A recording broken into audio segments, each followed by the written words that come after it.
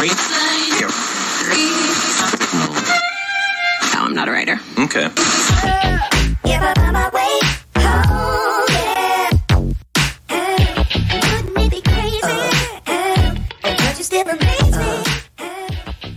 And happy Monday, everybody. This is Mike Lodge. I am the business advisor. It's a Monday morning. It's a chilly morning here. It's about 38 degrees, somewhere around there. If you do it in Celsius, it's colder. It's a -1. So thank God we didn't Fahrenheit because it makes it warmer. Listen, I thought, I was thinking about what am I going to talk about on Monday? Because there's really nothing going on, and I didn't want to talk about politics and all that other nonsense that's out there. So what I decided to do is kind of go over some of the stuff that I've gone through in business, especially in having offices abroad in other foreign countries, and all of the things that you have to take into consideration when you're opening a business, especially in a third world country. Now, I have gone through it all, but let me tell you my experience, because I've had experience in opening up offices in the country of the Philippines. And everybody thinks, oh, they're such a nice country and everything. So no, it's not. I'm telling you right now, it's not. It has so much corruption there that you have to watch your step every moment that you're there. No matter what you're doing, no matter what you're building, no matter what kind of a company that you have to watch your step. When I first went to the Philippines to open up my offices in Makati, which is the main financial district of the Philippines, I found out very early on that you have to watch your steps. I went and my banking relationship there told me, I asked her, I said, I need a really good attorney. And she says, oh, I know of a good one. So she referred me to this guy. And I don't think he was an attorney at all. In fact, I looked him up in the Philippine bar. He was not even listed in the Philippine bar. But he's out there practicing as if he's an attorney. But what turned me off on him is, one, he did not know how to set up a corporation in the Philippines. Secondly, he came to me one day and he said, listen, if you have any clients that need a kidney or they need a liver or they need a heart, I can arrange it. Now, that right there is highly unethical, to be approaching your legal clients and saying, hey, listen, if you ever need any body parts, if you ever need any body parts, just come to me. I can arrange it. So I said, okay, forget him. So I and my business partner, we went down to the Philippine Securities and Exchange, the SEC, and we literally stayed there for 1 full week trying to get our corporation set up. We went in, we had all the documents ready to go. It went into the SEC attorney. He said, no, I don't like this. And he went back and changed it. And then we sent it in again. And he said, no, I don't like it. Then he sent it back to us and we had to redo it, because at that time, nothing was on computer. Everything was done on a typewriter. And you would hire these paralegals in front of the SEC to type this stuff out for you. So anyway, we went, excuse me, we went in and we went out, in and out, over and over again. Finally, the message came out to us from the attorney. Listen, if you really want it done faster, just give me $100 and I'll get it done today. So, my first experience in the Philippines. An attorney who was trying to sell me body parts, and the SEC attorney that was trying to get money out of me. We didn't pay the $100, but we finally got it through, because I said, no, I cannot do it, because I'm under strict guidelines from our government that I cannot pay any bribes. So anyway, we finally got it done. We got it up and running.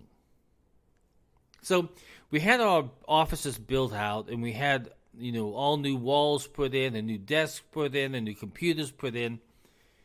Everything was up and ready to go. So it was time. There was that time of the day where people said, oh, you know what? before we can open up the offices, we have to have it blessed by a priest. So they arranged for a priest to come in, but before he came in, they went through the whole office and put pesos, a currency, in every single corner of the office. Every corner had a coin in it. Then when the priest came in, he went through and he had his holy water and he blessed everything. And as he was going around the office blessing it, people behind him were throwing coins in the air. And those coins were landing everywhere. Now, all of this was supposed to bring in good luck. That's what it was meant for. Because if you put coins in every corner, that means that it's going to be attracted to coins. It means that good luck is coming your way. Then we bought a new car. Everything had to be blessed in that. So the priest went out there, put his holy water on it. A week later, the car was carnapped. My driver was shot in the face with a bullet. I tell you, I have gone through it all. But all of these superstitious blessings never worked out because the world in that country is so corrupt that you never know what's going to come at you at any given time. Politicians who are wanting money out of you, business people, when you bid on a job, the people that you're bidding with want money under the table. Everybody has their hand out. Everybody has this unethical approach to doing business in the Philippines. And if a senator or a member of Congress finds out that you're putting a business in their district, they are on you like a hot potato because they want their piece of the pie. It's very hard to fight off all of these things going on all at the same time. So we had a whole bunch of different things happen within the company where my employees, I came in at 1 o'clock in the morning because they were working at that time of night, and I found my employees who were working on a special project asleep on the floor with blankets on and pillows. Now see, when I'm away in the United States, they have no one to report to. So finally, I fired them all. In fact, I brought in all of the employees, and I fired all of the employees. I said, enough of this. I'll get a whole clean batch. Well, of course, I got the people who said, oh, Sir Michael, we understand business is not coming in. Those individuals who said that are the first ones that went to the labor commissions and filed a suit against me. That suit took 2 years to settle. Because we found out that if you're going to fire someone in the Philippines, you have to give them 30 days notice that you're going to fire them. That's how dumb the law was there.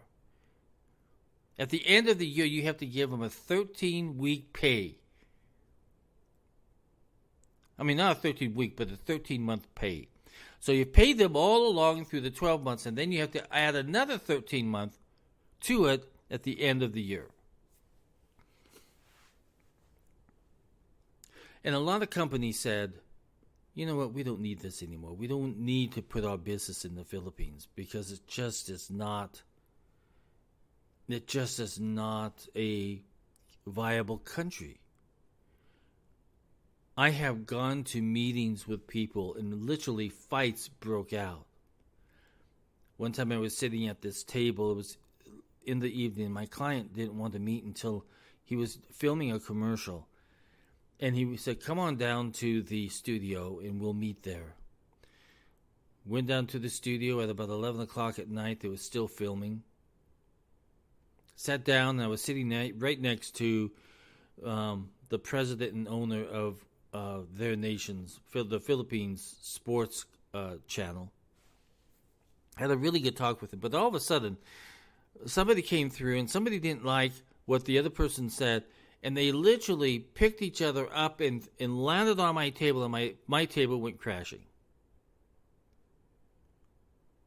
Philippines is not a country in which there is ethics. When you're going to meet a client and there's a fight that breaks out and there's people getting beat up right there in front of you, you begin to wonder, what kind of a nation is this? You have a nation that is going through a situation where they go and they pray every single day, but they're the first ones to commit a crime. So I've gone through this, and I've gone through the issues that you have to deal with on a daily basis. And I'm telling you, it's on a daily basis. There is some type of drama, some type of conflict that's going on that you have to deal with on a daily basis. So when you're thinking about doing business in a foreign country, make sure that you take some time and you say, okay, let me study this country out. What are the stories other people are telling you about that nation? What are the business practices that these people adopt in that country? Because if you go to another country, it's totally different, where it's so strict that even if you spit, if you're chewing gum, you're gonna get in big trouble. Those minor things. I have seen so much, and I have experienced so much, that when it comes to dealing with people in these third world foreign countries, you have to be very strict, very stern, and you cannot think that anybody there is your friend. Because if they smell the money, you're their best friend. You don't know how many times I have been named a godfather to these people's children, and I don't even know who their children are. I don't even know who these people are, but they want me to be godfather because they want that tie with me. So you experience all these things, and you have to be a strict individual. And when people come and they're crying, don't worry about the crying, because that is a common scenario that you will see every single time. I used to go there and recruit nurses because I had a healthcare staffing company in the United States in Los Angeles. Every single one of them would sit there and cry and how they needed to go to America. And then as soon as they were done crying, they would go out and sit and everything was normal. I mean, it is a situation that you should experience at least one time. If you're going to do business in a third world country, expect third world antics. I love business. And I love doing business with people that I can respect and that we can move forward and do other great business. But I don't want antics. I don't want shows. I don't want any of this stuff. I just want people to do their work. So if you're thinking about putting your company into another world, into another country, listen to other people, listen to what they're saying, read up on the country, read up on the corruption in that country, and make sure that you have a plan, an action plan, that when you go in there, you're ready to go, and you are going to be tough. Listen, if you want to talk to me, if you have any business issues that you would need to bounce off of somebody, just go to my website and book some time with me at www.lodge-co.com. Be more than happy to sit down with you. Hey, today's Monday. That was my story. I'd like to hear your stories too of what you've experienced. Talk with you soon. Bye.